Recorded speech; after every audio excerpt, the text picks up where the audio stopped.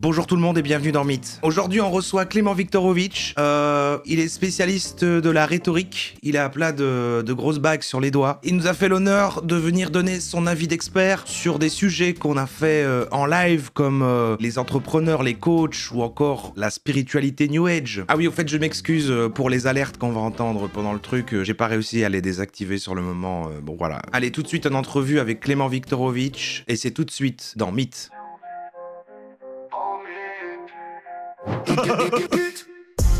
C'est comme les gens avec qui on play, mais c'est mieux que ça avec gros, vous déguisez en c'est quoi la différence? C'est comme les gens avec qui on play, mais c'est mieux que ça avec gros, déguisé en mythe. Je comprends pas l'intérêt, En mythe. mais je ne juge pas. Hein. C'est comme les gens avec qui on play, mais c'est mieux que ça avec gros, déguisé en mythe. En mythe. Très intéressant. Et bienvenue dans Mythe. C'est comme Légende avec Guillaume Play, sauf que c'est Mythe et c'est Roro déguisé en Mythe. Bienvenue Clément, comment vas-tu? Incroyable, je vais merveilleusement bien et toi-même? Eh ben ça va super, merci beaucoup de prendre de ton temps pour être là ce soir avec nous dans cette fabuleuse émission. Je sais que tu es très occupé en plus. Ah, c'est un plaisir, tu plaisantes, c'est un plaisir. Attends, je vais couper la musique de fond, j'avais laissé, je l'ai oublié. Écoute, merci beaucoup d'être là et on va essayer de faire un truc cool quand même. Bon, je sais pas s'il y en a, il y a beaucoup de gens de ta commu qui sont là ce soir, mais peut-être est-ce qu'il y a des gens peut-être qui ne te connaîtraient pas? Est-ce qu'il faudrait... Tu te présenterais bien mieux que moi. Attends, mais non, mais j'ai ton Wikipédia devant moi, t'es le premier invité à avoir une page Wikipédia. Donc Clément, tu es politologue, chroniqueur, streamer et auteur français.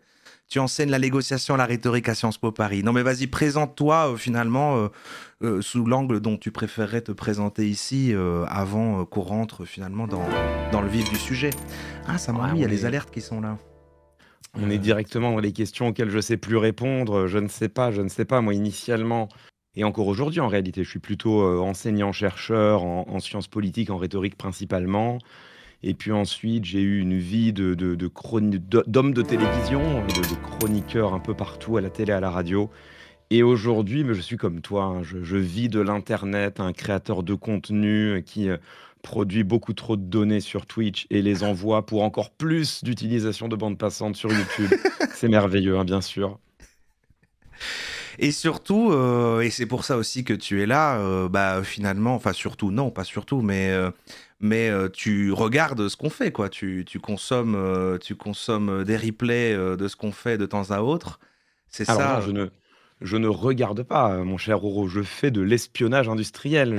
Je viens prendre toutes les bonnes idées que je recycle vraiment éhontément, hein. C'est vraiment terrible, hein. C'est terrible. L'utilisation de la reverb, la thune, enfin voilà, je t'ai tout volé, hein, vraiment. Enfin, c'est un pillage. Ouais, ça fait plaisir. Ça veut dire que j'ai des bonnes idées. Ça me fait plaisir, tu vois. Donc ça me botte droit au cœur. Et donc c'est ça qui a été amené à ça, c'est qu'après, quand on a commencé à faire Mythe, commencé à avoir des invités, évidemment les gens ont dit, évidemment il faut que Clément vienne. Donc voilà, et là des gens de ma communauté sont allés te le demander avant même que moi j'ai l'occasion de le faire. Et te voilà. Et C'est quand les gens m'ont dit, Roro il fait Mythe, il veut t'inviter, c'est comme Légende avec Guillaume Play, mais c'est Roro déguisé en Mythe, j'ai cru que c'était une blague. Enfin, je me suis dit, non, ça n'est pas possible, ça ne peut pas exister. Ce serait le meilleur contenu d'Internet, je serais nécessairement au courant. Ils m'ont envoyé le générique, et pourtant, si, c'est vrai, c'est terrible. ouais, c'est parti d'une blague, et puis finalement... T'avais des finalement, je vais qu'il fallait recycler ailleurs, quoi. Je vais au fond des choses, et je le fais. Mais ouais. Et donc voilà, écoute, ce soir, on s'est dit, voilà, on y va chill, on discute, etc. Tu m'avais dit, tiens, tu m'avais proposé l'idée de, on pourrait revenir sur des contenus qu'on a vus, voir si t'aurais un truc à dire et ce genre de choses. Finalement, je t'ai proposé un truc plus global parce que c'est vrai que plutôt que se baser sur des vidéos spécifiques, il aurait fallu qu'on les revoie, etc. Et puis peut-être les gens n'auraient pas les refs, etc. Donc j'ai pris des trucs assez globaux dont on parle souvent, qui reviennent assez souvent. Donc voilà quoi. Donc tout ce qui est développement personnel, même le make money, les entrepreneurs du web et ce genre de choses, et d'autre part, tout ce qui est un peu nouvelle spiritualité, le New Age et ce genre de choses. Deux grands thèmes, deux grands terrains dont on peut discuter ce soir. Si t'as des trucs à dire, c'est top. On est là pour, je sais pas combien de temps t'as devant toi, mais bon, Ah, a priori, une bonne j'ai ma demi-heure, une heure. soirée, hein. Ouais, Ah ouais, bah bah écoute, let's go, tout va bien. bah, parfait. Et tu voudrais commencer par quoi finalement qu'est-ce que par rapport à ce que tu voudrais nous dire? Je pars sur une petite pause de secondes. Je voulais dire aux gens, pardon, j'entends qu'il y a les alertes. Normalement, elles sont pas censées être là et je ne sais pas comment ça se fait qu'on les entend. Pourtant, j'ai désactivé. Donc, euh, il y aura malheureusement des petites alertes pendant que tu parles. Bon, ça va se calmer de toute façon une fois qu'on aura démarré. C'est parce que c'est le début du live. Mais il y aura peut-être des Ah, petites alertes qui viendront un sonner. affront, je prends ça comme un affront. Vraiment, c'est être interrompu sur Twitch, en plus par des gens qui donnent de l'argent, c'est vraiment insupportable, hein. Ça, je ne sais pas comment tu fais. Eh Non, mais en ouais. fait, tu sais que sur ces deux sujets, principalement sur les influenceurs make money et même plus généralement, après, il y a des affinités, bien sûr, hein, sur toute la sphère des masculinistes et tout ça. Ouais. Sache que ce sont des gens que je surveille quand même comme le lait sur le feu parce qu'ils ont évidemment une part importante dans l'imagerie, l'idéologie et les idées tout simplement qui circulent sur Internet. Ouais. Et donc c'est important quand même de savoir ce qui se dit dans ces sphères-là. Et il se trouve que du coup, comme c'est quand même des contenus qui sont désagréables à regarder, eh bien je les suis sur ta chaîne. C'est notamment pour ça que je regarde tes contenus. Ça me permet voilà, de rester au courant d'individus tout à fait déplaisants tels Max la menace, mais sans doomer tout seul dans mon canapé. Voilà. C'est ouais, bah ouais, c'est pas du contenu que je regarderais non plus tout seul, mais c'est vrai que j'ai un certain plaisir coupable à regarder quand c'est en live avec tout le monde. Je trouve qu'il y a toujours de quoi réagir et dire des trucs et tout. Bon, finalement, moi, je suis un peu partisan de vaut mieux en rire, quoi. Mais ouais, c'est dur. Ah ouais, c'est ce que j'essaie de. En réalité, c'est un peu le concept de ma chaîne aussi, sauf que nous, on fait ça avec les politiques, hein. On essaye d'en rire de peur d'être obligé d'en pleurer, comme disait Figaro, même si en ce moment, voilà, plus les choses vont, plus c'est dur de garder le sourire. Mais bon, on s'accroche. Écoute, bah, comme tu veux, on peut commencer par nos amis du make money, du dev perso, tout ça. C'est peut-être l'entrée la plus évidente. Ouais, vas-y, bah écoute, volontiers. Donc moi, je t'ai envoyé mes petites notes avant hein, pour qu'on ait un espèce de petit terrain comme ça, mais finalement, c'est comme je t'ai dit, c'est très général. Comme je l'ai défini là, c'est voilà, donc les coachs du web qui promeuvent l'optimisation constante de soi-même chez les jeunes, le toujours plus, comme la norme, un certain idéal de la réussite. Et donc, c'est cette idée de toujours plus motivé, productif, efficace, plus discipliné, plus heureux. Mais alors, il y a l'argent qui rentre en compte aussi, donc plus riche. On a le sport aussi, donc voilà, plus en forme, plus musclé. Mais aussi, bah, directement, tout ça, bah, c'est plus de pouvoir, plus de contrôle, plus de femmes aussi. Euh, donc, Mm. c'est un peu cette idée-là, quoi. Et donc, c'est vrai que c'est des gens qui doivent convaincre d'une certaine idéologie des gens, même si elle est ambiante et qu'elle est là et que tout le monde se joint un petit peu dans cette niche-là. Mais Mm, mm, et mm. puis bah, garder des gens sur le long terme pour bah, derrière, au-delà de transmettre ça, bon bah eux c'est plutôt que derrière ils vont vendre des choses quoi. Ça peut être des gens qui forcément sont pas sur le, enfin leur modèle économique est souvent pas sur on va dire la publicité ou des sponsors autres, mais plutôt de vendre des formations, des séminaires, des trucs, voilà, des choses comme ça derrière. Bon bah est-ce que comme ça de tête par rapport à des gens comme ça qu'on a pu voir ici sur cette chaîne, t'as des trucs qui te viendront sur leur, je sais pas, leur méthode, leurs éléments de langage, la rhétorique finalement. La rhétorique, quelque part, évidemment, hein, bien sûr. En fait, il y a plein de choses. Il y a, il y a plein de choses à en dire. Moi, c'est des gens que j'ai un peu étudiés, mais il y a plutôt quelques années, quand je suis. C'était vraiment le tout début, quoi. C'était plutôt l'époque où. Mais je sais pas si tu faisais déjà tes lives à l'époque, je crois pas. C'était le moment où le nirvana, celui dont tout le monde parlait, c'était plutôt l'immobilier.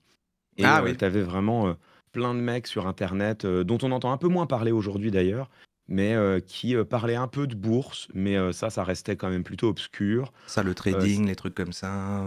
ouais, tu vois, on parlait même pas de trading, tu vois, Ouais. c'est l'époque où on disait plutôt le mot bourse, et ça vendait beaucoup des formations, évidemment, hein. C'était le début, quoi. C'était le moment où tu avais des types qui vendaient des formations. C'est comme ça que moi j'ai découvert toute cette sphère-là, parce que j'y étais complètement, évidemment, complètement hermétique, quoi. Moi, je viens du monde de l'université et on n'a aucun contact à l'origine avec ces gens-là. Et c'était avant, j'ai le chat, hein, sous les yeux en même temps. C'était encore avant le dropshipping. C'était Ouais. l'époque où l'Eldorado, c'était plutôt la vente de formation. Il y avait un type qui s'appelait, je crois, le décrypteur du non-verbal, un truc comme ça, qui vendait des formations pour analyser le langage corporel. Donc évidemment, énormément de pseudosciences. Et moi, j'étais un peu au courant de tout l'aspect factice de tout ça pour l'avoir étudié, quoi. Et lui, je voyais qu'il vendait. Alors, comme toujours, il clamait vendre je sais plus combien de milliers de formations et se faire je sais plus. Mais je pense que c'était plus ou moins vrai, quoi. Et l'Eldorado, c'était plutôt l'immobilier. Et donc moi, j'étais tombé là-dedans. C'était avant Yomi Denzel, c'était avant, en réalité, tous les gros poissons du moment. Ouais. Et j'avais analysé enfin déjà, j'avais quand même regardé ça comme toujours. C'est-à-dire que moi, à chaque fois, quand on me promet un Graal, j'ai toujours un premier élan qui est de le regarder premier degré en se disant « et si c'était vrai ?» Ouais. Donc, je me suis bouffé quelques heures de vidéos en me disant mais peut-être que ces gens-là ont raison après tout, hein. Peut-être que ce qu'il faut c'est prendre un prêt pour acheter un appartement qui va s'autofinancer, qui va te permettre ensuite d'acheter un immeuble et tout. Bon, en creusant un peu, tu te rends compte qu'évidemment c'est toujours plus compliqué que ça. Et donc derrière, moi ce qui m'a intéressé c'est comment ils font en fait, comment ils ont fait pour moi déjà réussir à attraper mon intérêt pendant et comment manifestement ils font de leur fortune, quoi. Et tu te rends compte que derrière, en fait, mais c'est des choses que toi, tu as déjà analysées sur ta chaîne. Je crois même avoir le souvenir qu'un obscur youtubeur d'il y a quelques années, voilà, d'un nom très curieux, un créatif, il voulait pas donner son prénom. Vraiment, quelle lâcheté, quoi, hein, vraiment, de se cacher ainsi derrière un pseudonyme. Derrière un pseudonyme. Et donc, tu retrouves vraiment les tunnels de vente, le biais de l'engagement, des choses qui sont bien étudiées du point de vue de la psychologie sociale. Et après, en rhétorique, en fait, tu as deux principes qui sont assez simples, quoi. Le premier, c'est que il n'y a de meilleurs mensonges que ceux que les gens ont envie d'acheter ou dont qu'ils ont envie de croire. Et ça, c'est toujours la règle du bon mensonge. En fait, c'est quoi un mensonge? C'est un mensonge que les personnes auront envie de croire. Et c'est ce qui fait que tes auditeurs et tes auditrices vont accepter un mensonge quand bien même il est flagrant, quoi. Et donc c'est sûr que quelqu'un qui arrive et qui te dit bah ta vie c'est de la merde, tu bosses pour un patron qui t'exploite, le soir tu rentres chez toi, t'es naze, t'es crevé, le samedi tu fais tes courses, le dimanche t'as une après-midi à peu près de libre et derrière tu retournes dans la machine, c'est la rat race et compagnie. Ça part d'une bonne base. C'est souvent ce qu'on se dit, c'est que dire tu es exploité par ton patron et tout. Enfin, en fait, le début de leur raisonnement a du sens. Mais leur solution qu'ils proposent après, c'est plutôt c'est à toi de remonter cette chaîne et de devenir à ton tour le patron qui exploite et d'être au-dessus de ça. Enfin, on est toujours quand même dans une idée de compétition et de choses comme ça, mais ça va se baser sur ce truc-là, ouais. Bah en fait, ça, c'est les deux dimensions, quoi. Tu as la première dimension qui est que, en fait, c'est des gens qui ont tout à fait compris et c'est pas très compliqué en réalité, hein, qui ont tout à fait compris en effet les aspects sombres et oppressifs et aliénants du capitalisme. En fait, voilà, c'est ça. En fait, c'est assez intéressant. C'est des gens qui ont compris les aspects aliénants du capitalisme et au lieu de lutter contre, ils jouent avec Avec les en règles. s'en servant pour faire miroiter le Graal, l'oasis dans le désert que tu penses avoir trouvé. Et en fait, comme toujours, le mirage que tu vois apparaître devant toi est celui qui fait que tu vas courir vers lui. C'est ce que tu as envie de voir, quoi. Et donc les gens, ils ont envie qu'on leur dise eh ben frérot, t'inquiète, regarde, en claquant des doigts, tu as une solution qui te permet de devenir riche, d'être indépendant, de te libérer de ton patron et compagnie, quoi. Et Ouais. donc forcément, à partir du moment où le mensonge est beau, il est même flagrant, mais qu'il vient te percuter dans ce que tu as envie d'entendre, eh ben, il y a des gens qui s'y raccrochent. Et c'est d'ailleurs ce qui permet de comprendre, et c'est tragique, mais c'est ce qui permet de comprendre pourquoi est-ce que c'est souvent ceux qui ont le plus à perdre et le moins de côté qui se laissent avoir par ces trucs-là, tu vois. Ouais, ils sont plus désespérés. Enfin, c'est un peu comme une dernière solution. Donc Ouais, forcément, c'est un peu la même chose avec les sectes ou autres, quoi. C'est plus des gens en état de fragilité que tu vas être plus facilement convaincu de ça, quoi. Ouais, Mais exactement.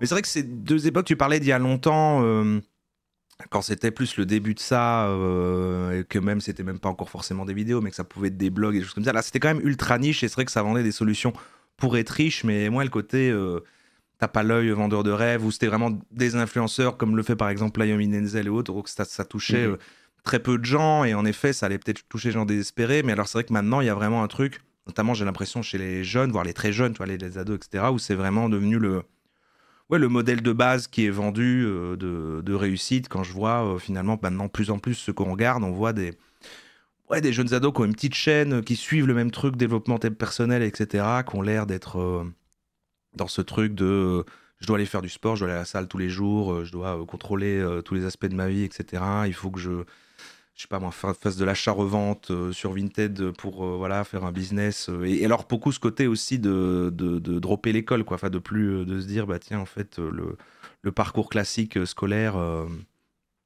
ne sert à rien, et alors il faut que je lance mon business en ligne et ce genre de choses, quoi. C'est là pour moi où c'est peut-être dangereux aussi. Bah là, en fait, c'est là où pour moi, c'est là où ça devient vraiment terrible, quoi. C'est-à-dire que là, je sais pas ce que j'ai fait, je sais pas ce que j'ai fait à mon algorithme Instagram pour mériter ça, mais il me balance, ça sur YouTube, c'est pas sur Insta.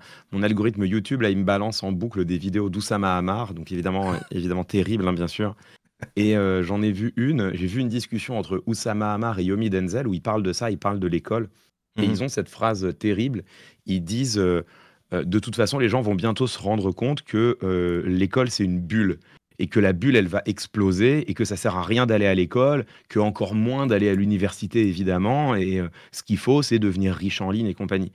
Et tu vois, tu l'as dit, c'est-à-dire que là, le nouveau développement qu'on voit avec tous les jeunes, les gamins de 12, 13, 14 ans qui lancent leur business, en fait, là, on est dans quelque chose qui est destructeur, mais en fait, destructeur assez profondément, quoi. Déjà, c'est destructeur pour les jeunes en question, parce que je pense vraiment que abandonner tes études pour te lancer dans la vente sur Vinted, bah, tu as le biais du survivant. Tu en as forcément un qui va faire fortune, mais combien de dizaines qui vont se retrouver sans diplôme, sans rien, à 25 ou 30 piges.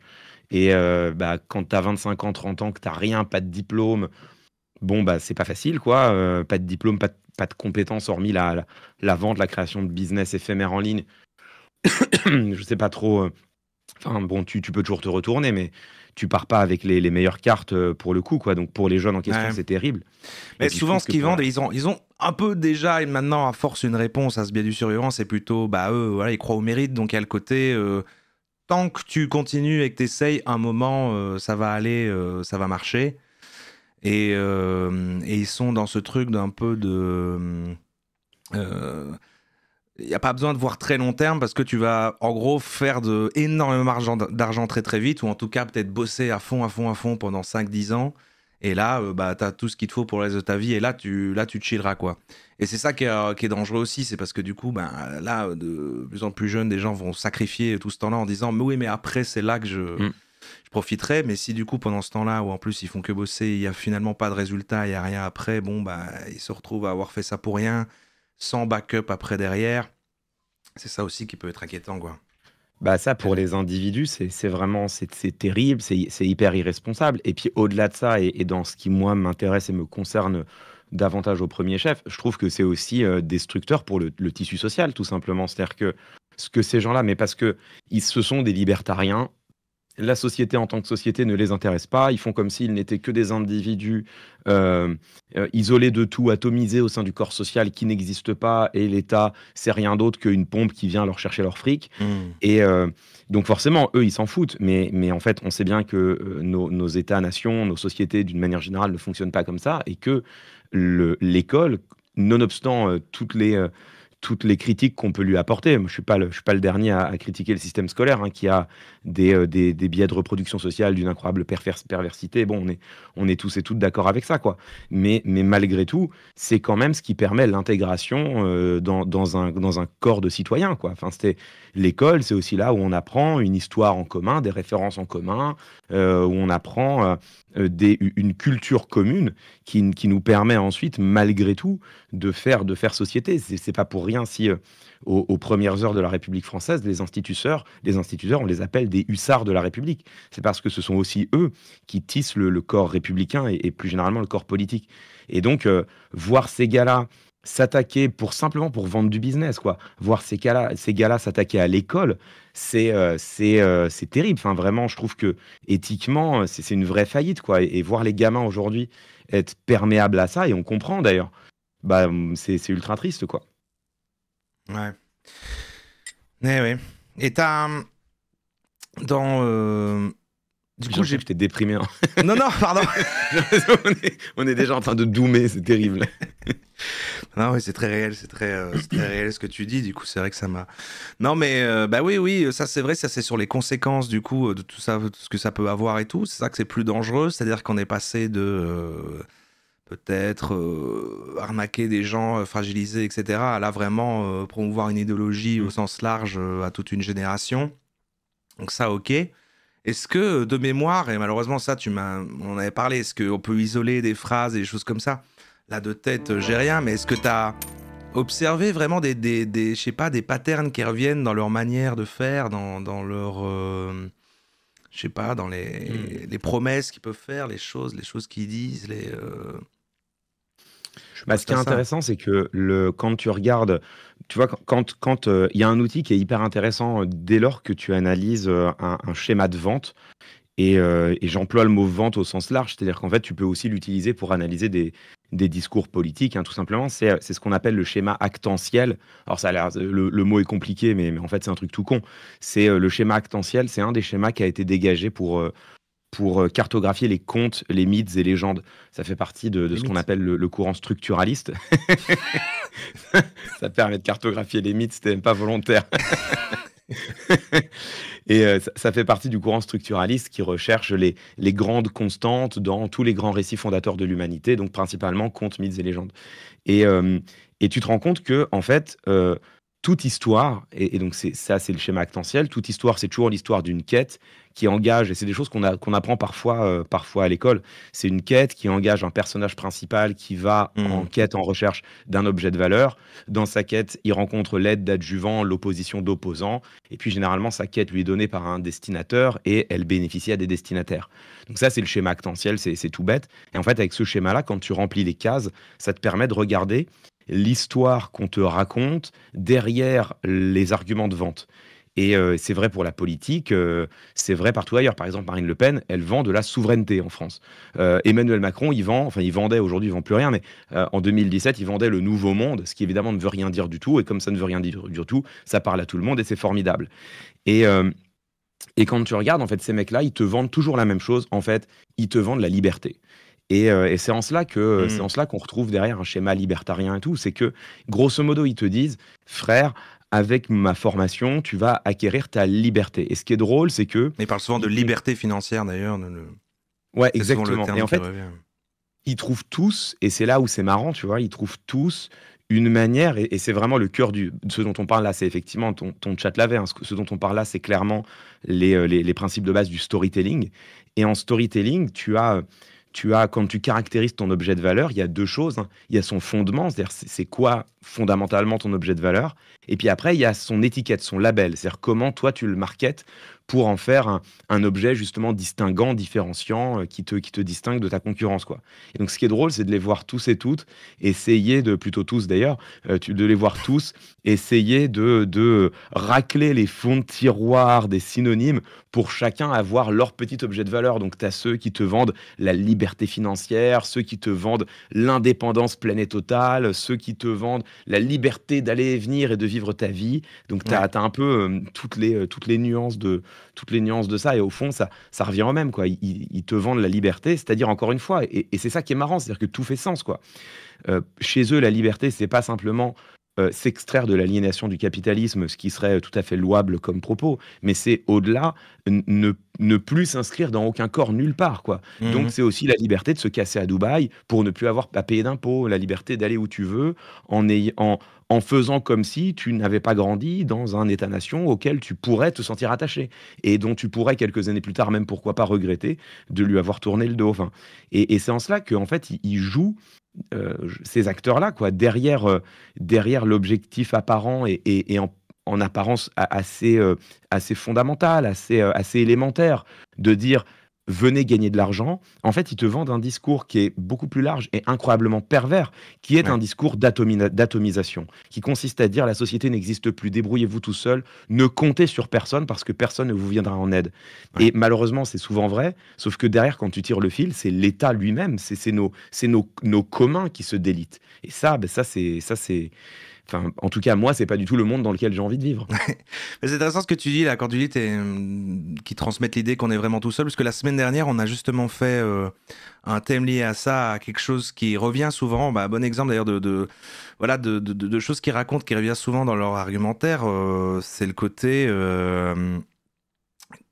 qu'on trouvait qu'ils s'inventaient des ennemis, c'est-à-dire qu'en fait, ils sont beaucoup sur la notion de quand tu vas réussir, bah, en fait, ton entourage va être jaloux de ta réussite et tu vas te faire des ennemis et ce genre de choses. Et on se disait, est-ce que ça arrive vraiment, ça? Enfin, tu vois, je veux dire, ils ont beaucoup ce truc de tout le monde va te tourner le dos, mais en fait, alors nous, on se disait, en fait, c'est plus, je pense, que des proches s'inquiètent si jamais tu commences à acheter des formations bizarres sur Internet et en fait, ils s'inquiètent pour toi, quoi. Et alors, eux, ils essaient de dire non, non, mais en fait, ils vont t'empêcher d'atteindre le succès, ce genre de choses. Ouais. Et donc, c'est vrai qu'ils vendent une idée de. Ouais, que plus tu vas devenir puissant, plus tu vas réussir ton truc, plus tu auras d'ennemis et donc plus tu dois te débrouiller tout seul. Et aussi, ça va avec l'idée de. Bah, comme tu parlais du truc tout à l'heure de quête, enfin l'idée de ils vendent leur truc de inventer dans la rat race, c'était un peu comme un mouton dans plein de trucs. Et là, tu vas devenir le personnage principal. Le personnage principal de ton récit, de ta propre vie, etc. Et c'est vrai que la liberté, ouais, c'est aux sortes de tout. Je pense à un coach qu'on regarde souvent qui était Ophélie Lélier, qui a écrit juste un bouquin qui s'appelle Libre. Qui a... Succès d'édition. Et oui, Non, il aime bien dire qu'il est best-seller. Et oui, c'est vrai que ouais, la notion de liberté revient souvent, que ce soit uniquement à l'argent, qui est en fait une ressource qui bah, selon les règles du jeu, de comment fonctionnent les choses, bah, si tu l'as, de toute façon, ça implique que tu seras libre. Et aussi, ben oui, de plus en plus, la notion de s'expatrier aussi dans d'autres pays, parce que bah, pouvoir avoir un business en ligne, c'est travailler d'où tu veux. Donc, bah, du coup, tu peux être digital nomade et aussi bah, t'expatrier où tu veux. Et en effet, pas payer d'impôts et ce genre de choses. Donc, il y a cette cohérence-là, ouais. Ouais, puis tu vois, c'est intéressant, c'est-à-dire que les voir s'inventer des ennemis en se posant la question, genre, mais pourquoi ils ont besoin? En réalité, c'est parce que ils savent consciemment ou inconsciemment, ou simplement parce qu'ils recrachent des schémas qu'ils ont vus chez d'autres Ouais, youtubeurs. ça aussi beaucoup, ouais, je pense. Ils se rendent compte que toute bonne histoire a besoin d'un bon méchant. En fait, c'est Ouais. vraiment la base élémentaire, quoi. Et donc, tu peux pas raconter l'histoire d'une quête si tu n'as pas d'antagonisme, d'opposition, parce que sinon tout s'écroule. Il y a pas de ressort dramatique, il y a pas même de ressort narratif suffisant pour te permettre de construire ton histoire. Et en fait, en storytelling, dans le schéma actentiel, quand tu les analyses un peu, tu te rends compte que ce qui structure toute ton histoire, c'est vraiment l'axe antagoniste, donc opposant, objet de valeur. Et plus l'objet de valeur est élevé, plus l'antagoniste doit être terrifiant, pour que la quête te donne l'impression d'être à la fois difficile, mais en même temps extrêmement récompensante. Et donc, chez eux, évidemment, tu as un antagoniste qui est très clair, qui est toujours présent, clairement ou pas, qui est, grosso modo, l'aliénation, la rat race, travailler pour son patron. Bon, là aussi, ils ont chacun leur label.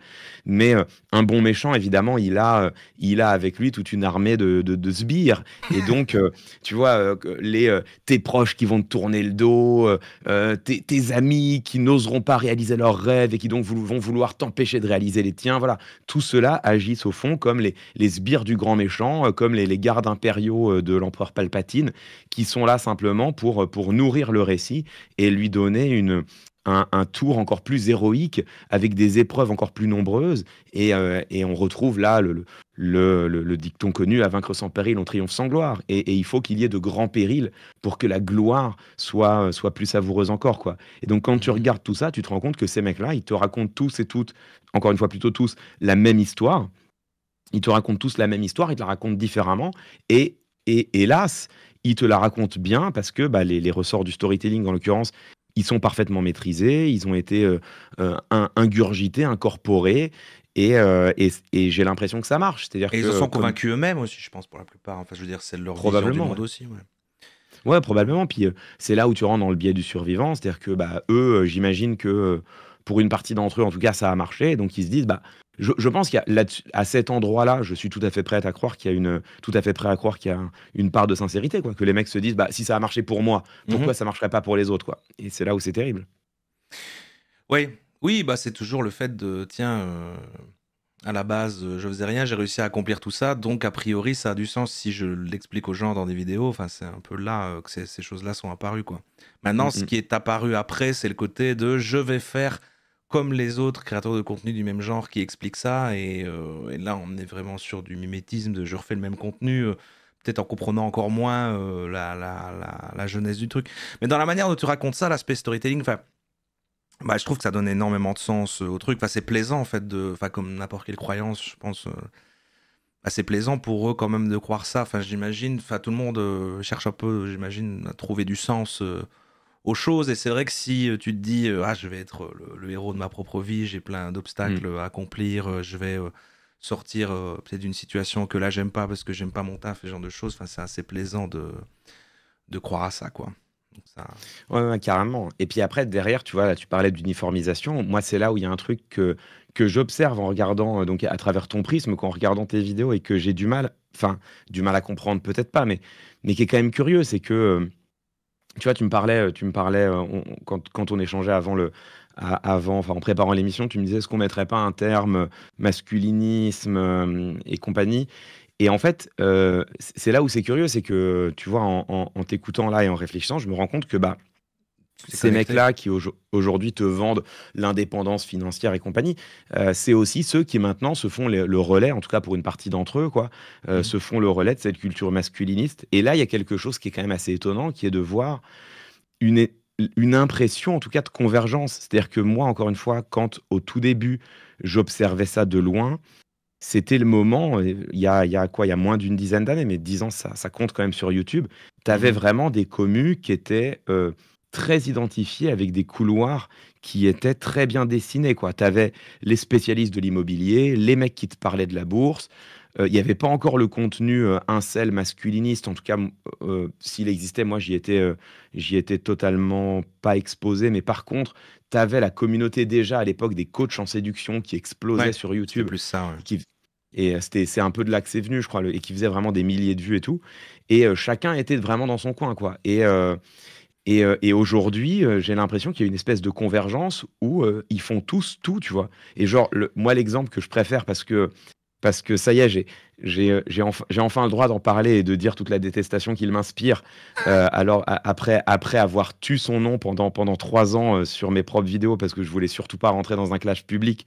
Mais moi, je me souviens de Victor Ferry, par exemple, Ah oui. qui était un mec, tu vois, qui à l'origine parlait de rhétorique. Alors j'avais déjà à l'époque vraiment beaucoup de choses à en dire. C'est précisément pour ça que je n'en disais rien. Mais qui parlait de rhétorique sur YouTube. Et vraiment, il parlait que de ça. Il se présentait comme un prof, comme un chercheur, comme un docteur, comme quelqu'un de respectable. Il se filmait devant sa bibliothèque et tout. Ouais. Et aujourd'hui, Victor Ferry, quand il parle de rhétorique, c'est pour faire la promotion de Jordan Bardella. Donc là, j'ai envie de dire, maintenant, les masques sont tombés. Et à côté, il a une chaîne où il te parle de crypto-monnaie, où il te parle Mhm. d'indépendance financière. Sur son compte Instagram, il y a des contenus ultra masculins. Et là, il y a un truc. Enfin, bon, donc du coup, moi, je suis content parce que maintenant, ça y est, j'ai le droit d'en dire du mal. Il est officiellement, il est officiellement quelqu'un qui, en tout cas, ne rentre pas dans mes valeurs. Ouais. Mais mais à côté de ça, c'est marrant de voir, il est symptomatique de ce truc où, quand même, à un moment donné, ce courant-là, un peu libertarien, rejet de l'État, rejet de l'autre, repli sur soi, sur ses propres valeurs, et après, exaltation en plus de la réussite comme seul critère, et réussite physique, réussite matérielle, réussite monétaire. C'est drôle de voir comment ils ont tous convergé dans une espèce de grosse poule où ils font tous un peu le même contenu, quoi. Et ça, Ouais. je trouve, c'est rigolo. Oui, c'est vrai que je pense qu'il y a toujours des niches avec ceux qui se spécialisent dans un truc, avec, je pense qu'il y a toujours, tu vois, quand même des coachs, machin, je parle d'immobilier et tout, mais c'est vrai qu'il y en a qui sont devenus, entre guillemets, plus mainstream, genre influenceurs, entrepreneurs comme ça. Le meilleur exemple qui me vient en tête là, c'est Yomi Denzel qui avait Mm. tout à l'heure, où là, c'est vraiment fait pour toucher le grand public, et c'est avant tout, je fais du contenu divertissement où j'ai une vie de dingue, et derrière, je vends des méthodes, même s'il a toujours sa spécialité, qui sera l'e-commerce et ce genre de choses, mais tu parlais de que ça convergeait. Je crois que le truc, la fois où ça m'a le plus choqué, c'est en effet un jour on a regardé une vidéo de Minelzel et qu'il était parti full mascu, red pill, bizarre, alors que je le croyais pas du tout sur ce terrain-là, quoi. Alors est-ce qu'il s'est dit, la question que je m'étais posée, c'est est-ce qu'il s'est dit maintenant ça a du sens en fait stratégiquement par rapport à ma communauté, ceux que je veux cibler et ça va aider, ou alors que bah c'était plus fort que lui et en fait c'est en lui, il avait envie d'en parler et voilà, je sais pas dans quel sens ça va. Mais oui, c'est ça. Il y a un côté où peut-être aussi, je sais pas moi, à une époque, c'était soit moins fort, moins ressenti de leur part, et c'est en réaction à des choses euh, qui se passent, ou alors maintenant c'est plus acceptable d'en parler. La fenêtre d'Overton. La fenêtre d'Overton. Non, mais en fait, il y a, c'est compliqué de savoir est-ce que c'est ce qu'il pense à la base, mais il s'en masquait, ou en tout cas il le cachait. Est-ce que effectivement c'est un move marketing parce qu'ils sentent que c'est un discours qui porte et que derrière il y a des commus à aller chercher. Tu as aussi potentiellement une explication encore plus simple et qu'il faut pas négliger, c'est des effets de champ tout simplement. C'est-à-dire que on sait bien que au sein d'un même champ d'acteurs auxquels tu appartiens, avec lesquels tu dialogues, tu interagis, qui deviennent pour une partie d'entre eux tes amis, on sait bien que il y a des convergences idéologiques qui se créent parce que de toute façon, c'est ce qu'on appelle de la socialisation secondaire en sociologie. C'est-à-dire que au bout d'un moment, quand tu traînes qu'avec des gens qui pensent la même chose, tu finis toi-même par te dire bon c'est eux qui doivent avoir raison, quoi. Et donc, c'est ça qui est possible, quoi. Ce qui est possible, c'est que ces mecs-là qui se retrouvent à Dubaï ou dans je sais pas quel club tristoun et déprimant de Paris, qui sans doute se fréquentent entre eux, font des feats dans leurs vidéos, etc. À un moment donné, quand tu es entouré que de gens qui te disent « Ah, quand même, les gonzesses, elles commencent à nous gonfler avec leur féminisme », même... tu peux croire que tu finisses par te dire « Ouais, non, mais en fait, il a raison. » Non seulement il a raison, mais deux, maintenant, en fait, on a le droit de le dire.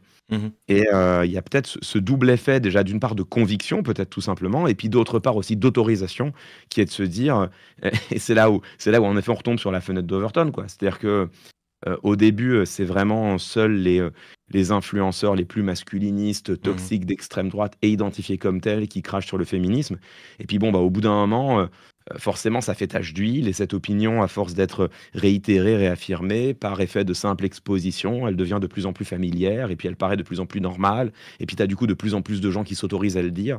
Et c'est comme ça que tu te retrouves avec, en effet, aujourd'hui, un type comme Yomi Denzel qui, de mémoire, travaillait plutôt son côté assez, au contraire, assez lisse, assez gendre idéal, quoi. Qui aujourd'hui te sort des horreurs, quoi. C'est ça. Et c'est vrai que du coup ça a fait du chemin parce que entre les deux, parce que là on parlait beaucoup du make money et ce genre de choses, mais maintenant c'est lié, c'est-à-dire qu'il y a ce qu'on appelle très largement dev perso maintenant, le côté contenu développement personnel sur internet, c'est lié à faire de l'argent, à faire du sport, et c'est un truc très masculin, quoi, finalement.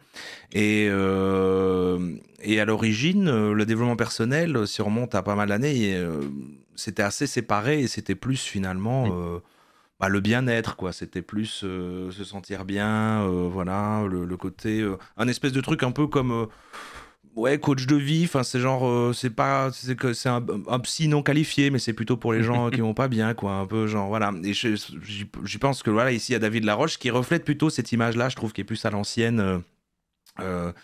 David Laroche qui est pas à promouvoir l'idée de devenir riche, etc., mais plutôt cette idée comme ça d'aller bien, d'avoir un discours motivant et tout, et qui d'ailleurs avait pas du tout ce côté devenir le plus fort, le machin, mais plutôt surpasser, donner du courage, genre de truc très très un peu pour une cible plutôt de maman, quoi, j'ai envie de dire, enfin un peu à l'ancienne, quoi. Et Vas-y. Non, et je sais pas si tu avais encore d'autres choses à dire, mais du coup, ça m'offrait une assez bonne transition vers, parce que cet ancien développement personnel-là, il va sur un petit peu ce truc de bien-être, sur des trucs un petit peu bah voilà, d'énergie, de trucs un petit peu alternatifs, et ce genre de choses. Et pour moi, c'est la connexion qu'il peut y avoir avec développement personnel qui va soit vers on va un entrepreneur à faire de l'argent, ou le développement personnel qui va vers je vais faire du yoga, de la méditation et m'intéresser à ce qui est naturel et ce genre de choses. Mais justement, tu vois, toi, toi qui surveilles ces hurluberlus-là davantage que moi, je me souviens bien de David Laroche. Quand je l'ai découvert, c'était au même moment où j'avais découvert un peu toute cette sphère des gens qui à l'époque parlaient d'immobilier. À l'époque, David Laroche, il avait genre 22 piges. Et moi, je Mm. trouvais ça, mais vraiment stupéfiant, quoi. Un gamin de 22 ans qui expliquait la vie Ouais. et te disait dans des vidéos YouTube le secret du bonheur. Je me disais, mais enfin, là, il y a quand même une contradiction dans les termes. Enfin, c'est à un moment donné, je veux bien que aux âmes bien nées, la valeur n'attend point le nombre des années, mais lui, quand même, enfin, je veux dire, quand même, quoi. Ouais. Et aujourd'hui, il est toujours là, quoi. Bon, il a pris quelques années, donc quelque part maintenant, on pourrait presque être tenté de le croire. Mais à l'époque, il avait pas mal d'avatars, quoi. Ils étaient quand même nombreux à tenir le même discours. Et aujourd'hui, ces mecs-là, qui effectivement, je le vois dans le chat, quoi, qui promeuvent la loi de l'attraction, avec cette idée hyper toxique que tu es responsable de ton propre bonheur, et C'est donc ça. Ouais. si tu es malheureux, ce qu'il faut, c'est pas changer ta vie, mais changer ton regard sur ta vie, ce qui évidemment est ultra culpabilisant. Ça revient à dire si tu es malheureux, c'est de ta faute. Bon, et toi, tu les vois encore, ces gars-là, ou vraiment, comme tu avais l'air de le dire là, tu as l'impression qu'ils se sont splittés avec une partie d'entre eux qui sont carrément partis dans le New Age et les autres qui sont maintenant dans le make money, ou tu as l'impression qu'il y en a encore quand même qui sont sur ce dev perso à l'ancienne? Bah ouais, c'est ça. Finalement, maintenant, avec tous ceux qui y a là, enfin, David Laroche, il me semble assez doux, quoi. Mais il n'empêche pas que, voilà, hein, qu'on pourra toujours quand même considérer que, quelque part, qu'il aide des gens ou non, il vend une idéologie qui peut être, bah, en effet, comme tu le dis, culpabilisante, parce que c'est vrai que. Alors lui, maintenant, voilà, il s'est calmé, c'est devenu quand même plus terre à terre, mais c'est vrai que si tu encore remontes à des vieilles vidéos qu'on regardait, lui, vraiment, il mettait vraiment des notions un peu vraiment pseudo-scientifiques, un peu New Age, avec notamment, voilà, loi de l'attraction qu'on a tendance à oublier, mais que c'est quand même de la manifestation, des trucs d'affirmation positive. Hein. En fait, on se dit ça peut être une méthode psychologique pour aller mieux, mais ça reste quand même un peu de la magie, quoi, dans le fond. Le fait de dire on va penser des choses et elles vont se réaliser. Et que si tu remontes vraiment dans ces trucs, il inventait des termes et des trucs avec du quantique et ce genre de choses. Bon, bah lui, il s'est quand même calmé là-dessus, mais par contre, il y a un pan de YouTube qu'on regarde souvent qui est à fond là-dessus, quoi. Et là, peut-être, on peut embrayer sur. C'est là, voilà, je me suis encore trompé de bouton, j'ai relancé le générique, tout va bien. Et donc, c'est vrai que. Bon, voilà, pour un peu expliquer aux gens, le deuxième truc dont je voulais parler, c'était donc les croyances New Age sur les réseaux sociaux. Alors, on va pas refaire tout l'historique, mais c'est vrai que le New Age, bon, bah.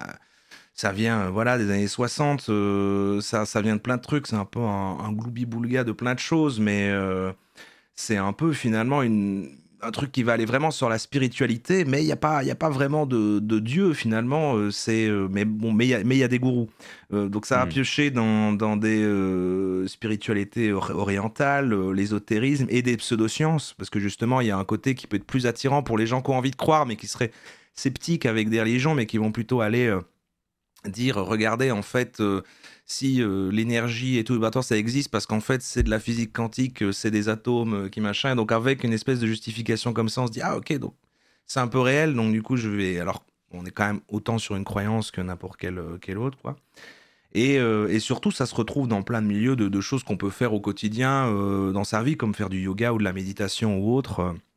Et donc j'ai mis plein de mots-clés un peu dans ce genre-là pour que même te lancer un peu et que les gens voient un peu de quoi on parle. Bah, c'est ça, c'est tout quand on parle d'énergie, de taux vibratoire, on a dit de pensée positive, loi de l'attraction, mais même aussi la lithothérapie avec les pierres magiques et ce genre de choses, le chamanisme, qu'on appelle néo-chamanisme, donc même la notion qu'on va amener de la signification à des expériences de mort imminente, mais même au-delà de ça, et c'est là que c'est le plus dangereux, les médecines alternatives qui vont promettre ou qui vont aller chercher des gens en errance médicale qui savent pas trop ce qu'ils ont et leur promettre des solutions que les médecines classiques ne leur peuvent pas leur apporter, et puis qui vont jusqu'aux dérives sectaires et ce genre de choses. qu'est-ce qu'on pourrait raconter là-dessus? Qu'est-ce qu'on en pense? Qu'est-ce qu'on en pense de tout ça? En fait, c'est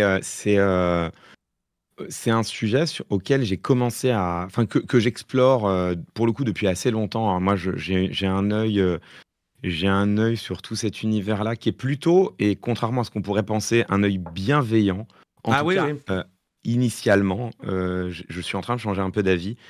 Mais Mais moi parce que aussi, j'ai en pas vrai, mal. moi j'aime bien qu'on regarde ça, mais il y a un côté un peu au cas par cas quand je vois que c'est des gens qu'on, bah en fait, si c'est du ressort de la croyance dans ton coin comme ça, et que les gens sont bien et que ça les aide, et en plus moi je trouve que ça va être agréable en fait de croire en une espèce de magie dans le monde, comme ça va être assez réconfortant, et puis donc voilà, en fait, je pense qu'il y a plein de cas où en fait, si ça fait de mal à personne, il n'y a pas de souci. Moi, c'est plutôt Ouais. l'idée de comprendre, tiens, pourquoi est-ce qu'on croirait à ça, pourquoi ça plaît, ce genre de choses, plus que voilà. Mais il y a un stade où malheureusement, bah, un peu comme tout, ça peut être Bah, dangereux. t'as plusieurs trucs. Déjà, d'une part, il y a des dérives qui sont vraiment objectivables, dangereuses, identifiées comme telles, qui viennent menacer pour le coup, soit l'intégrité matérielle, économique des individus, soit même leur intégrité corporelle, Mhm. qu'il faut dénoncer. Donc là, l'intégrité financière, psychique, matérielle des individus, c'est toutes les dérives sectaires, et on sait que tu peux en avoir rapidement, quoi. Donc là, bien sûr, Mhm. c'est les choses auquel il faut être ultra attentif. Et là-dessus, on avait je sais même plus où ça en est parce que ça a été dissous et je crois vaguement reformé. J'ai perdu le fil, mais on avait la Miviludes en France qui était quand même une institution assez précieuse, quoi, pour justement être un peu vigilant à l'égard des dérives sectaires sous leur nouvelle forme, et qui assez tôt, par exemple, avait identifié la personne de Thierry Casasnovas comme une personne à surveiller. Ouais. Et aujourd'hui, Casasnovas bon, qui a complètement pété, mais je crois que tu l'as traité sur ta chaîne, qui a complètement pété les plombs, là, il veut se présenter au présidentiel Oui, maintenant. oui, Enfin, c'est ça, ouais, on avait regardé. Ouais, c'est ça.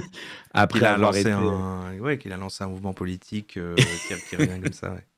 terrible, après avoir été condamné, je crois, en justice. Donc, mais c'est intéressant de voir qu'on avait une institution qui marchait très bien en France, qui avait identifié ce péril-là extrêmement tôt, et qui évidemment a été démantelé par le gouvernement d'Emmanuel Macron. Voilà, je me permets, non, mais je me permets de le remarquer, hein, de poser un fait simplement. Mais feu la Miviludes, mais je crois qu'ils l'ont reconstitué plus ou moins. Ça n'existe plus ici, je crois qu'ils l'ont reconstitué plus ou moins, mais je sais plus exactement sous quelle forme. En tout cas, il y a eu un démantèlement à un moment donné. Ouais, moi j'avais lu Et l'information floue aussi, on en avait parlé la dernière fois, je savais pas, mais j'avais là comme entendu que ça existait plus, en tout cas, enfin que ça avait plus le même poids, quoi. Mais, ouais, exactement. Et ce qui est donc, tu vois, déjà d'une part il y a ça, quoi. C'est-à-dire qu'il y a les dérives sectaires avec toute la souffrance psychique, et puis derrière aussi ce que ça représente en termes financiers, parce que bon, le premier but c'est d'aller vendre des formations, des conférences, des stages de formation, une fortune à des gens qui en plus souvent ont pas tant de moyens que ça, quoi. Donc là Mhm. c'est ça, c'est des dérives. Et puis bon, les pires dérives, bien sûr, c'est les dérives qui menacent l'intégrité physique des individus. Enfin, les pires, je sais pas, parce que les dérives sectaires, c'est déjà gravissime. Mais c'est vrai que Thierry Casasnovas, qui t'expliquait que tu peux, si tu ne peux pas allaiter ton gamin, surtout ne lui donne pas de lait en poudre, c'est du poison violent, donne-lui plutôt de l'eau de coco, fin de citation. Bon, Ah oui. bah, on sait qu'il y a un gamin en Nouvelle-Zélande ou en Australie, je sais plus, je crois que c'est en Nouvelle-Zélande. Il y a un gamin en Nouvelle-Zélande qui est mort parce que sa mère lui a filé de l'eau de coco parce qu'elle pouvait pas l'allaiter, en suivant les conseils d'un avatar local de Casasnovas. Et évidemment, c'est dramatique, quoi. Et Casasnovas, bah, c'est le compte Twitter à l'époque, hein, le compte L'Extracteur, qui, euh, qui avait fait l'effort surhumain de plonger dans ses archives de centaines et de centaines de vidéos, et qui avait ressorti des dizaines de passages complètement dingues où il donnait des conseils qui étaient vraiment ultra dangereux pour celles et ceux qui les suivaient, quoi.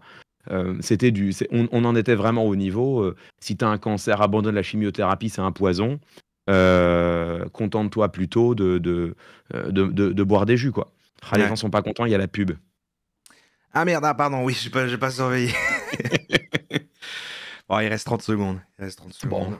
Non, c'est vrai Ah, tu fais c'est vrai qu'ici on fait une pause pendant la pub pour pas que les gens ratent. Ouais, mais je fais pareil, je ne lève pas un panneau avec marqué publicité parce que bon, là, sinon, on va me dire que c'est trop, mais, mais évidemment, évidemment. Mais t'as des pauses courtes, tu fais quoi? Des pubs d'1 minute? Oui, c'est ça, ouais, j'ai mis 1 minute maximum. Moi, sinon, c'est un peu. Ouais. Ça quand même envahissant. Très- C'est 1 minute par heure, je crois, qui tombe à chaque fois. Ah ouais, tu traites mieux tes viewers que moi, hein. Moi, y a pas de pitié, hein. Oh, Je crois qu'on est sur 3 minutes par heure chez nous, un truc comme ça. Oh, ça fait une petite pause. C'est une petite pause. Ah, petite pause, ouais, évidemment. Faut bien aller faire pipi à un moment donné, quoi. On est revenu. Je pense que la pub est terminée. Alors, vous inquiétez pas, on a remarqué la pub, donc vous n'avez rien raté. On reprend où on en était, je ne sais plus.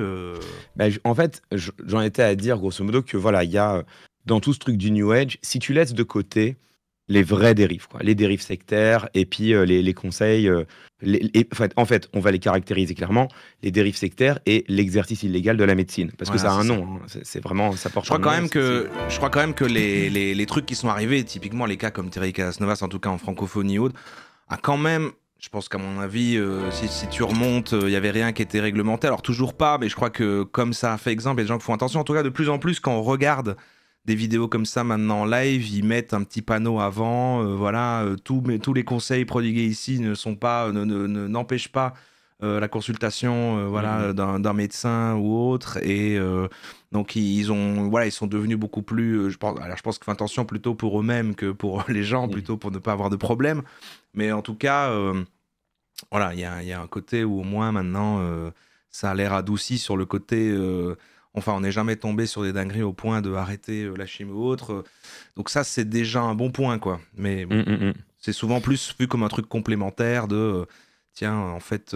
Et comme parfois certaines douleurs chroniques et des choses comme ça peuvent être du ressort du psychologique, du stress ou autre, et ben moi je me dis souvent, si en fait une personne qui y croit, on lui dit tiens, voilà une pierre magique qui va faire que tu vas mieux dormir, et en fait il s'avère qu'il y a un effet placebo qui fait que la personne dort bien. Bon, en fait, la mission est remplie et finalement, ça a du sens que cette pierre ait été vendue. Donc, c'est toujours un petit peu ce truc-là de, il faut voir où est le curseur quand ça devient grave. Mais je t'ai coupé, vas-y, excuse-moi. Tu vois, c'est exactement là, non, tu me relances parfaitement parce que c'est exactement là où je voulais en venir. C'est-à-dire que moi, jusque très récemment, j'avais exactement cette position-là qui était de dire, tant que ça fait de mal à personne et que ça vient pas voler l'argent des gens, en tout cas, que ça vient pas leur voler de manière outrancière et agressive, tu vois. Si les gens, ils veulent dépenser 10, 15, 20 euros pour acheter une pierre magique et que ça leur fait plaisir, et puis après, ils peuvent les collectionner, et puis ils gardent toujours leur petite améthyste sur eux en se disant, ça va nettoyer mon énergie. Bon, on s'en fiche, tu vois. Pourquoi pas, voilà, exactement. Si les gens ils veulent aller voir l'acupuncteur, si les gens ils veulent aller faire des massages Reiki à base d'énergie, si ça leur fait plaisir, s'ils se sentent bien, si ça active l'effet placebo et qu'ils trouvent ça cool, moi j'ai pas trop un côté Z, tu vois, qui consiste à aller expliquer aux gens qu'ils ont tort et que ce sont des idiots et des imbéciles. Déjà, d'une part, même si j'ai plutôt confiance en la méthode scientifique qu'en autre chose, mais je n'exclus pas que nous ayons tort. Je n'exclus pas l'éventualité que, tu vois, ce que eux répondent toujours, qui est de dire, oui, mais peut-être qu'il y a une dimension de notre monde sensible et insensible qui s'appelle l'énergie, et que simplement, on n'a pas encore trouvé d'outils pour la mesurer, mais qu'elle existe.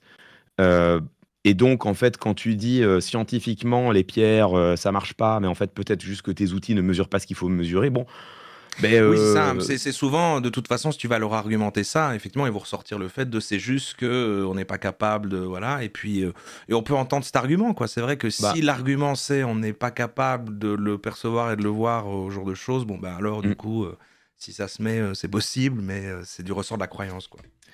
Voilà, moi, tu vois, donc pendant très longtemps, je regardais ça avec un œil, je trouve ça plutôt sympathique, voilà, et j'étais pas en croisade, quoi, du tout. Et en fait, on m'a fait, c'est pas moi qui ai eu cette idée que je trouve, et du coup, je la vole, hein, évidemment, hein, comme vous savez, les bons artistes copient, les grands artistes volent. Donc là, c'est une idée que j'ai pas eue, mais qu'on m'a soufflée, et donc je la reprends à mon compte parce que je la trouve assez brillante.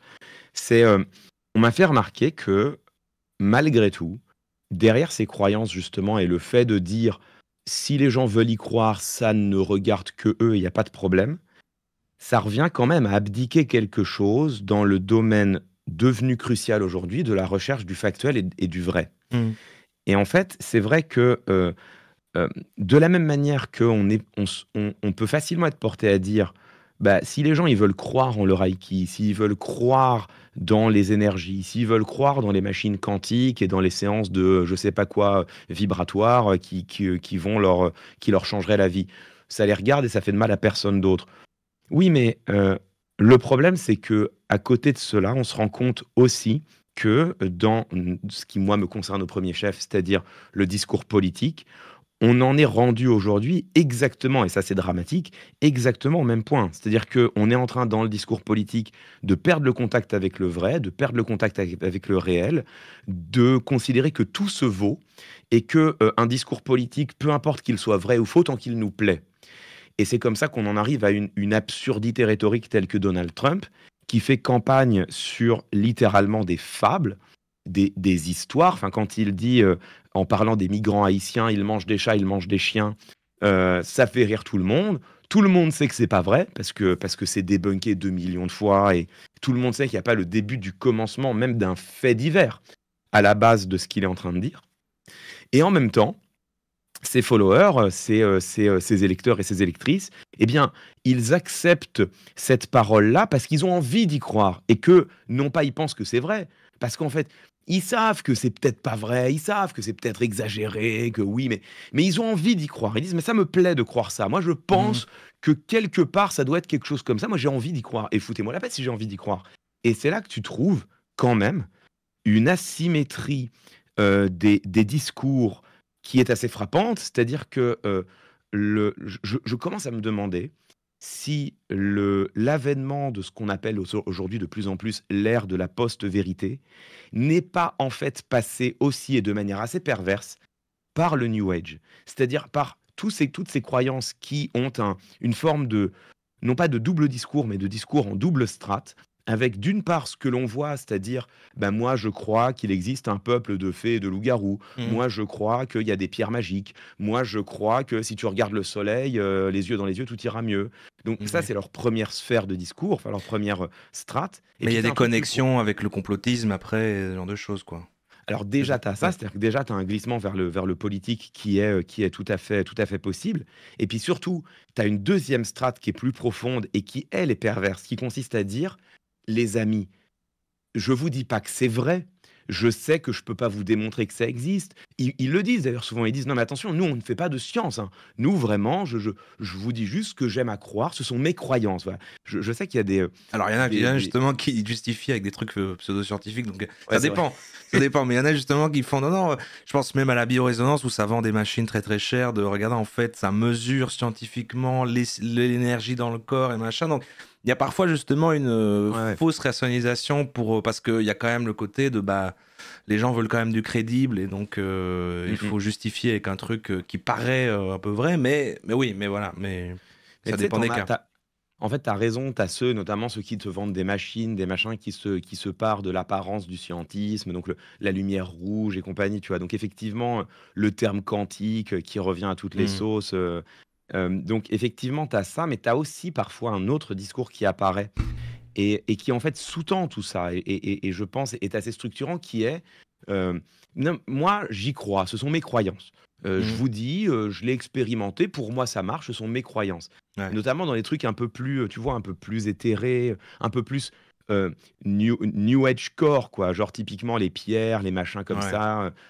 Tu t'entends ça. Et en fait, derrière ce discours de non, mais ce sont mes croyances, c'est ce que moi je choisis de croire. Et si vous avez envie de le croire, vous avez le droit, et il n'y a pas de problème. Et si vous avez envie de croire autre chose, croyez autre chose, il n'y a pas de problème. En fait, tu as au fond une forme de relativisme factuel où les faits ne comptent plus, les démonstrations ne comptent plus, le rationnel ne compte plus, seul subsiste ce que tu as envie de croire. Et en fait, dans le New Age, en effet, ça reste tout à fait anodin, anecdotique même peut-être, sauf que ce discours-là, cette idée qui, là encore, et on en revient toujours au même, cette idée qui est une idée d'individuation, c'est une idée d'atomisation qui consiste à dire rejette la communauté scientifique, rejette la communauté de la recherche, rejette ce que le commun, le rationnel, la discussion publique, la délibération publique dit, rejette tout cela, recentre-toi sur ce que toi tu as envie de croire. Et bien en fait, qu'est-ce qui t'empêche si toi, aujourd'hui, tu as envie de croire que les pierres magiques, ça guérit, demain de croire que, bah oui, il y a bien des migrants haïtiens qui bouffent des chats et des chiens, parce qu'en fait, j'ai envie de le croire. Et en fait, Mhm. je commence à me demander s'il n'y a pas une porosité, alors non pas entre ces deux sphères, mais une porosité une affinité peut-être, en tout cas entre ces deux schèmes argumentatifs, ces deux modes de raisonnement, qui à chaque fois reposent sur le rejet du factuel, le rejet de la nécessité de la preuve, le rejet même de la nécessité de l'argument pour se recentrer sur la simple envie de croire en quelque chose. Et là, en fait, moi, je commence à me demander s'il n'y a pas une forme de chez nous, alors nous, je sais pas ce que désigne ce nous, mais s'il n'y a pas chez nous une forme de défaite de la pensée à l'égard du New Age, avec cette complaisance que beaucoup ont eu, moi le premier, en disant non mais si ça leur plaît de croire ça, je vais pas faire le Z insupportable qui va aller expliquer aux gens que c'est des idiots et qu'il faut pas croire ça. J'ai pas Ouais. envie d'être ce mec-là. Moi, je peux pas les supporter ceux qui font ça, tu vois.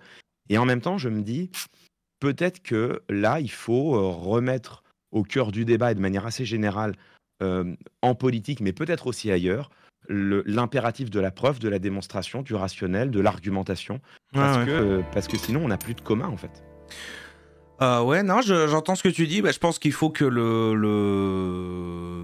Oui, ça reste important, justement, comme tu dis, qu'il y ait des aides chiants. Je pense qu'il faut que les deux coexistent pour que, voilà, qu'il n'y ait pas d'un côté qu'il y ait quand même une limite.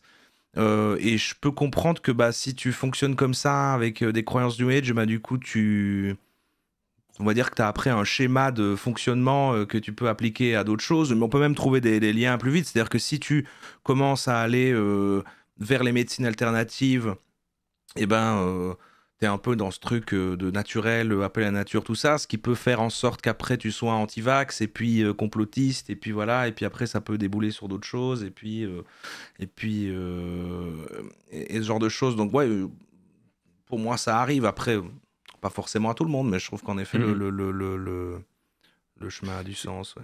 C'est plus, tu vois, c'est moins. En fait, moi, ce qui m'intéresse, c'est moins les trajectoires individuelles. C'est-à-dire Ouais, oui, qu'effectivement, oui, c'est.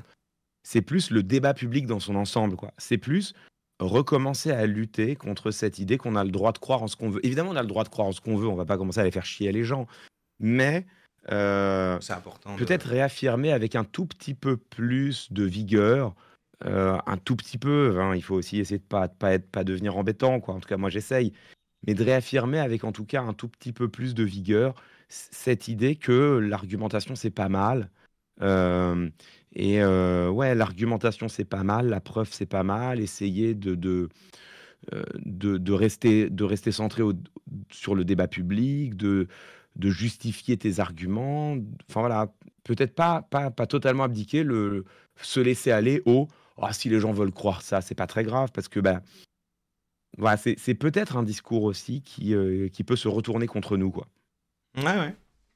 C'est hyper intéressant de voir ça comme ça. Je continuerai, je pense, à regarder du New Age en étant tendre avec eux, Ah oui. tout en étant goguenard, parce que ils ont un lore rigolo, et puis et voilà. Mais moi-même, je sais pas, ouais, du cas par cas, on décide souvent après de ah bah là, je trouve qu'on est sur du dangereux, surtout si son discours il a de l'ampleur ou autre. Et puis parfois on voit que c'est des gens qui ont une petite chaîne, ils sont dans leur délire avec d'autres gens et qui croient la même chose, mais après on se dit bon bah ils ont l'air un peu perdus, ça fait de la peine, mais en même temps peut-être que croire à ça c'est leur repère dans la vie. Ben, ouais, c'est complexe. Mais je vois tout à fait les connexions que tu dis là et vers quoi ça peut amener. C'est pour ça que c'est important qu'il y ait toujours un contre-discours Mm, et qu'il y ait des gens qui soient, bah, du coup, pas du tout, pas du tout complaisants avec ces croyances-là. D'autres moins. Il faut que les deux cohabitent, je pense. Et si derrière, Non, on bah, a une belle vidéo d'affirmation positive qui passe d'ailleurs. non, mais après, enfin, tu vois, je trouve que c'est aussi légitime, surtout toi, de ton point de vue et tout, je trouve que c'est aussi légitime de traiter ça. Enfin, ce serait bizarre enfin, je pense que personne t'attend justement sur le décryptage, le débunkage, Ah le oui, non, moi je suis pas là-dessus. Ouais. zététisme.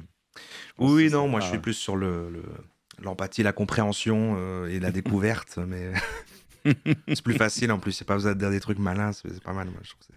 De toute façon, t'as ChatGPT qui est là pour ça, donc tout va bien. Ça. Mais ok, trop bien. Est-ce qu'on a fait le tour aussi de ce thème-là, ou est-ce qu'il y a des pareil comme l'autre, je sais pas, des éléments plus précis qui te viendraient en tête. Enfin bon, je sais pas. Hmm. Ah, je sais pas non plus. Attends, je suis en train d'essayer de me remémorer dans les vidéos que j'ai vues que tu as couvertes, les trucs les plus dingos, mais en fait, c'est impossible. Est-ce que tu as fait déjà une tier list des croyances New Age les plus dingos? Ben, non, mais je pense qu'un jour on avait parlé de le faire. C'est vrai qu'il faudrait le faire. Parce que on a clairement des préférences avec des lores qu'on aime bien. Et en plus, elles sont pas toujours connectées. C'est qu'on, à force aussi, ce qu'on a remarqué, c'est que ça devient enfin, on remarque de plus en plus qu'en fait, c'est vraiment le même schéma et le même principe, mais qui est juste habillé différemment. C'est-à-dire qu'il y a vraiment plusieurs trucs qui cohabitent avec. Et c'est pour ça le lien finalement avec le truc qu'on faisait avant, même avec les entrepreneurs, développement personnel ou autre, bon bah il est là parce que c'est souvent quand même aussi l'amélioration de soi, être une personne meilleure. Enfin, dans l'autre où c'est je vais être plus fort, faire plus de sport et gagner, je sais pas, plus d'argent. Bon bah là ils sont sur quand même, je vais augmenter mon taux vibratoire, je vais être plus voilà, enfin il y a toujours quand même une quête de plus et un truc très centré sur soi-même aussi, donc dont on est le personnage principal de son truc, très individualiste quoi, finalement, autant là que dans l'autre thème, un côté on suit sa propre quête et on va s'améliorer, mais t'en as qui vont plus choisir un truc de je sais pas moi, plus scientifique, plus mathématique, de on va changer ton logiciel dans ta tête, voilà, ou alors d'autres c'est plus l'énergie, l'âme et le genre de choses, mais au final on voit que la promesse et le truc final sont un peu les mêmes et on revient finalement au même truc quoi. Mm, mm, C'est mm. vrai. C'est vrai que là, je suis en train de regarder ton chat. Là, les gens sont en train de rappeler les meilleurs moments. C'est vrai que le mec qui croit pas en la gravité, c'était quand même, Ouais, ça c'est fou. c'était quand même c'était quand même une pépite, quoi. C'est ça. Mais là, on est dans les trucs un peu plus du complot qu'on Plus commence du à faire complot, un ouais. peu plus souvent maintenant, d'ailleurs, que je faisais pas beaucoup avant. Et là, il y a ça, donc plus l'idée de quelque chose d'évident que tout le monde connaît. En fait, on nous a menti, c'est pas vrai. Et c'est vrai que ça, c'est assez fou aussi, même si j'arrive à voir aussi, pareil, ce qui plaît avec l'aspect de se dire, bon, la vérité et comment les choses se passent, c'est un peu chiant, donc je préfère croire à un truc un peu différent. Et on disait ça la dernière fois quand on faisait le truc sur la Tartarie, là, donc qui est un truc, je sais pas si t'as déjà entendu parler, qui est, Pas du tout.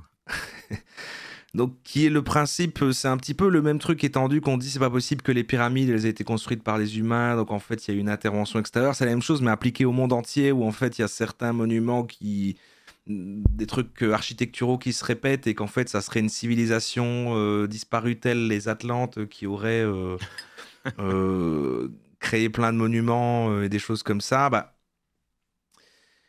voilà quoi, je sais pas, il y a un côté intéressant d'écouter pourquoi y croire. Parce qu'au lieu de se dire. En fait, ce qu'on se disait, c'est qu'ils mettent énormément d'efforts du coup à se renseigner là-dessus, à apprendre plein de choses et tout. Et tu vois que du coup, ils ont mis plein d'efforts qu'ils auraient pu mettre dans le fait d'apprendre réellement, je sais pas moi, l'histoire de l'architecture ou l'histoire tout court.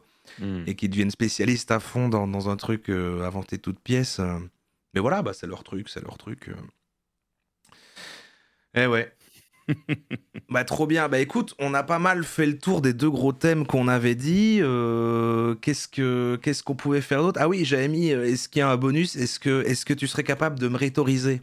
Si toi tu regardes les replays, est-ce que tu serais capable de ressortir, de faire une analyse? Ben par exemple, toi tu fais souvent ça, machin. Je trouverais ça. Mais si t'as rien et que je suis complètement neutre, je comprends. Mais J'ai rien, ah merde. mais je suis blanc. Mais écoute, tu sais que c'est vrai que j'ai jamais réagi. C'est vrai que tu m'as relancé une ou deux fois sur ce point-là. J'ai jamais réagi parce que je suis incapable de trouver un truc, mais parce que, mais Ah, je donc, y a pense que pas, je donc suis, c'est intéressant, il n'y a pas un truc récurrent que je fais dont je me rendrais pas compte ou machin, donc ok.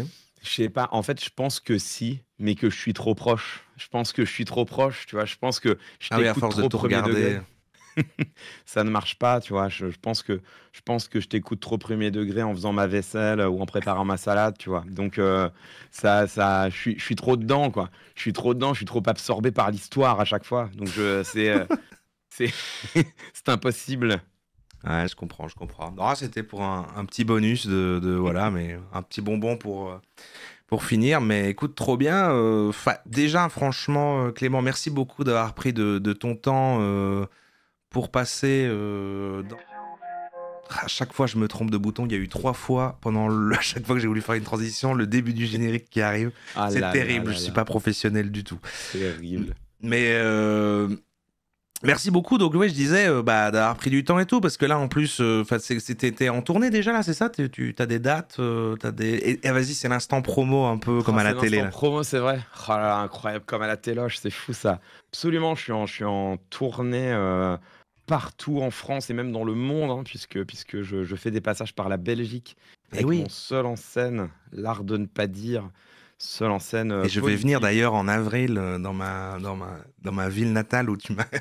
C'est fou que tu joues là d'ailleurs. Je trouve ça fou. Je sais pas si tu connais Verviers, mais c'est une toute petite ville. C'est marrant de.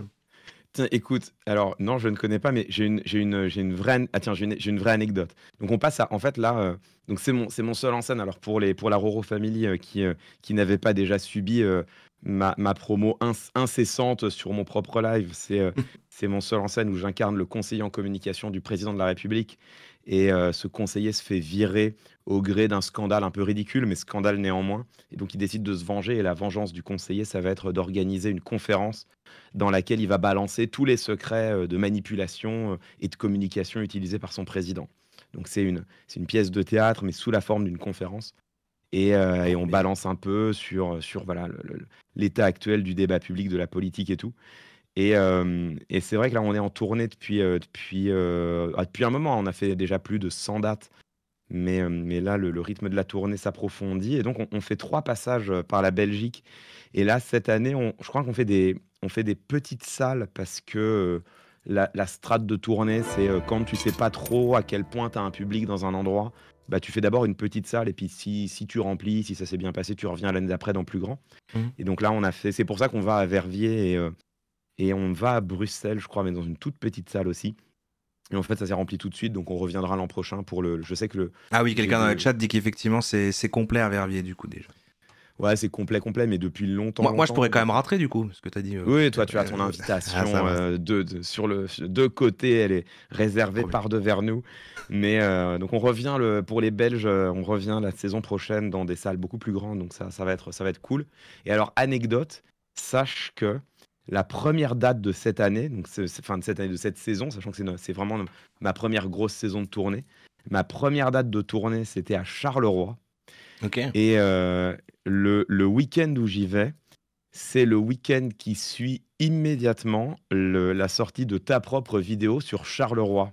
Je sais pas si tu te souviens, tu avais regardé Oui, quelqu'un qui faisait un t'avais- vlog à Charleroi, ouais. exactement et qui rencontrait Johnny Cadillac et je sais plus quel personnage ubuesque. Et moi, je savais pas ce que c'était Charleroi, tu vois. Donc, juste avant de partir à Charleroi, je mate la vidéo. Et, et du coup, ça m'a mis dans le mal. J'ai eu peur d'y aller. Je me suis dit, mais c'est pas possible. Enfin, genre, Non, après, je ça crois va que ça mal se va. passer, c'est sûr. C'est juste pas En fait, très non. joli, mais sinon, je crois que ça va. Mais Verviers, Non, c'est un peu on appelle parfois Verviers le petit Charleroi, tu vois. Donc, c'est un peu finalement.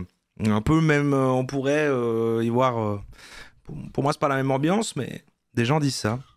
Incroyable. Pas très joli non C'était plus. co- C'était comment au final? Bah, c'était super, ça s'est très bien passé. Le public était ultra chaleureux. C'était vraiment excellente date de tournée. Du coup, je regrette un peu parce que j'ai vu ta vidéo vraiment, je crois, la veille de partir. Si je l'avais vue plus tôt, probablement que j'aurais invité Johnny Cadillac, évidemment, à venir voir le spectacle, hein. Je n'aurais pas manqué ça.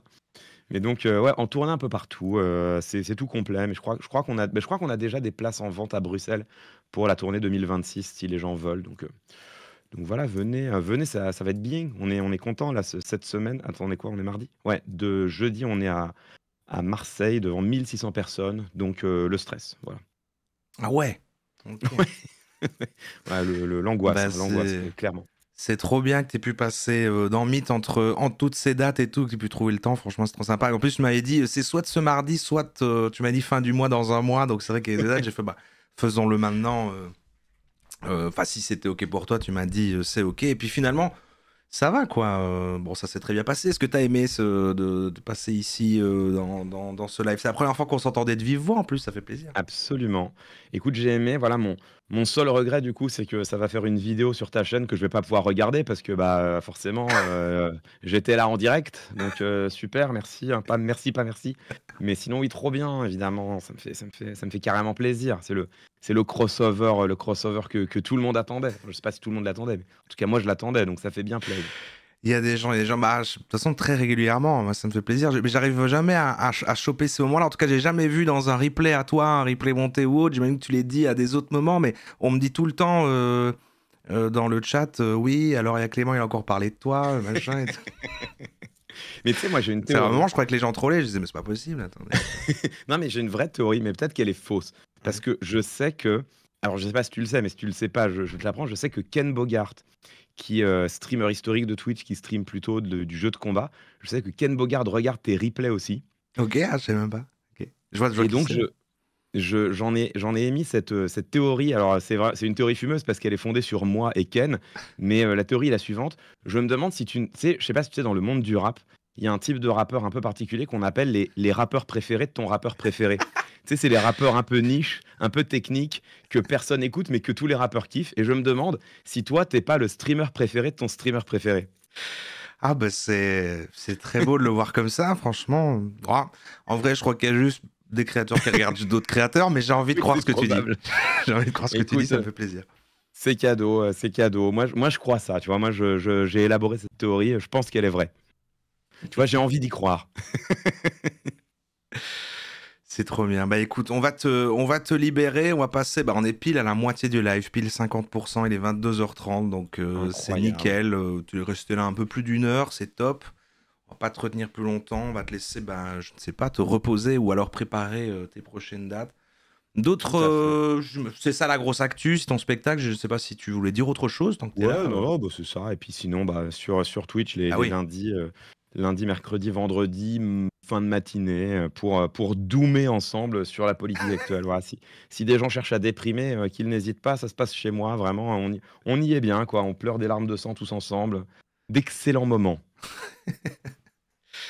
eh ben, écoute, je suis sûr que les gens seront au rendez-vous. Putain, je savais pas que c'était assez vrai. C'est bien, c'est jamais en même temps que moi, du coup, donc on n'est même pas vraiment en concurrence en termes de créneaux horaires, donc c'est top. Non, on n'est même pas en concu. Je perdrai, je Eh crois. ben merci, mon cher Roro, c'était un grand plaisir. Merci à toi et bah, à une prochaine. Hein. Enfin, et dans un mois à Verviers, quoi, du coup. À Verviers, carrément, en chair et en os. Des Salut, bisous. bonne soirée. Ciao.